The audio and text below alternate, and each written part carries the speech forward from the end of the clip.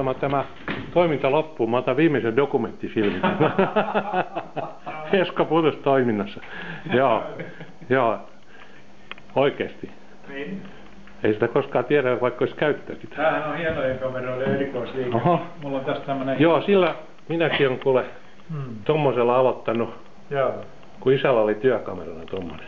Ei ollut siis ammattikuvaaja, mutta tällä saisi susta nyt ihan hyvän kuvan tästä. Joo.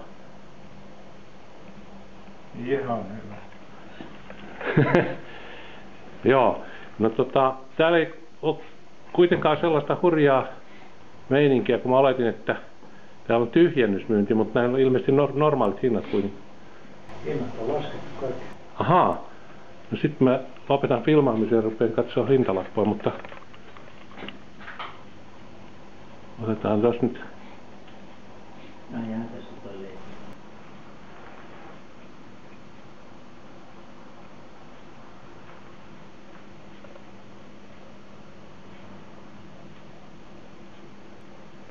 Mitäs se MR-kamera, onko sekin lopettanut?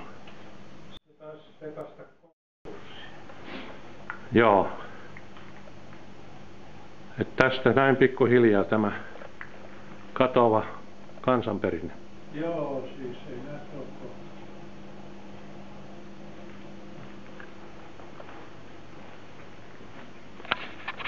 Mullakin on kyllä oma museo kotona. Että Joo.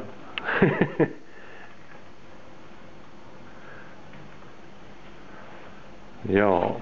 Mä en sit laittanutkaan museota, vaikka oli tarkoitus. Aha. Joo. Aika paljon tätä vanhan valokuvaa kameraa.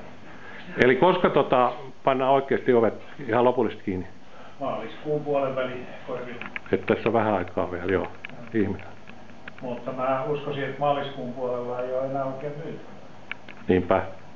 Sitten vaan tervehditään asiakkaita ja muistellaan meidän. Nimenomaan joo. ja nytkin tässä tavallaan harvenee nämä tuotteiden välit, niin kuin just lähti multakin tuosta noin. Siinä on tyhjä paikka. Se on tyhjää. Ja se on nyt tässä. Meillä on vuosien mittaan täältä tuosta noita palivia. Joo, niin siinä aika suuri osa niistä on talvessa. Se oli 6,90. Joo. Joo.